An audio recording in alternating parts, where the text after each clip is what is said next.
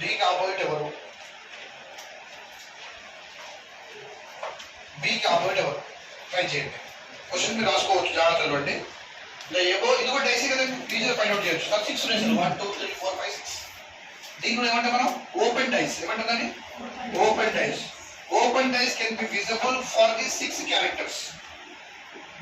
Folded dice లో మనకు 3 వస్తాయి, నెంబర్స్ కానీ లెటర్స్ కానీ. ఓపెన్ డైస్ లో మొత్తం కనిపించాలి 6. దాన్ని ఓపెన్ డైస్ అంటాం. ఇప్పుడు మనకి ఇచ్చిన డైస్ ఓపెన్ డైస్ ఇచ్చాడు బొమ్మ. ఏమడిగిండు? What is the opposite to A అన్నాడు. What is the opposite to D అన్నాడు. Which letter comes to D? What is the opposite to B అన్నాడు. తెలుగు మీడియం అయితే ఏకు ఎదురెదురుగా ఉండేటువంటి లెటర్ అడుగుతారు. ఎదురుగా ఉండేది ఆపోజిట్ అంటే. డికి ఆపోజిట్ ఇది అడిగిండు, బికి ఆపోజిట్ అడిగిండు. మీకు ట్రిక్ చెప్పాను. ఒక లెటర్ తీసుకుంటే సేమ్ లైన్ లో ఉండాలి, టచ్ కాకుండా ఉంటే అది ఆపోజిట్.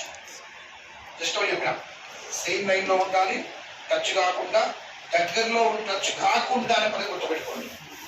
దాన్ని మనం ఆపోజిట్ చెప్పిన షార్ట్ కట్. మీరు ట్రై చేయండి. ఫస్ట్ అన్ని ఆపోజిట్ రాయండి షార్ట్ కట్.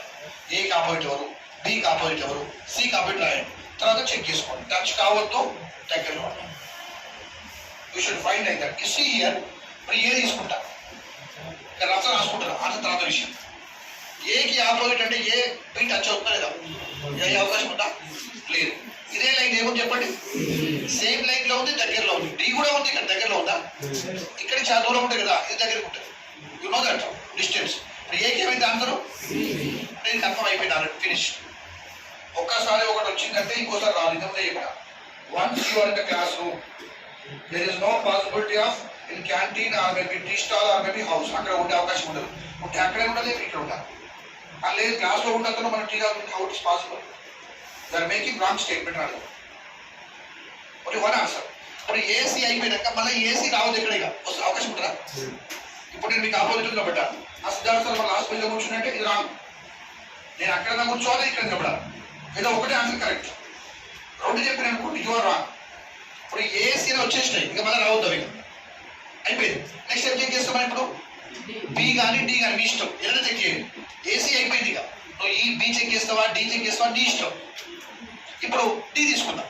నీ ఇష్టంలో తీసుకోవచ్చు, తప్పేం లేదు. నేను చెప్పినట్టు చేయాల్సిన అవసరం లేదు. You have to understand the logic. D తీసుకుంటా. డి సి టచ్ అవుతా లేదా? సి అని వచ్చేసి లేదు, ఇక దాన్ని ముట్టుకోరు, మనకు అవసరం లేదు. సిఏ అయిపోయింది. ఇక ఇప్పుడు ఇందులో సేమ్ లైన్ లో ఏది దగ్గరలో ఉంది, టచ్ కాకుండా. Very good. డీకి ఏమైంది?